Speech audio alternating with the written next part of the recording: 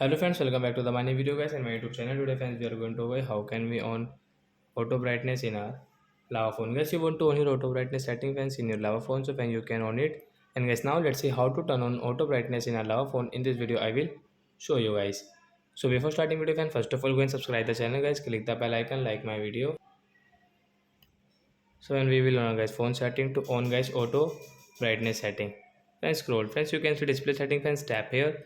Friends you can see guys your active brightness, friends tap here means auto brightness guys you can on from here guys. Your brightness will, you can see guys your screen brightness will automatically adjust to your environment and activities.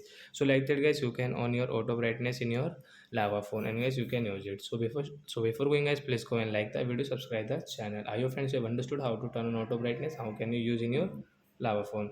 So that's it guys, thanks for watching the video, bye friends. Friends, you have any doubt related to guys your brightness setting, you can ask me in comment section, I will check, I will help you. Bye.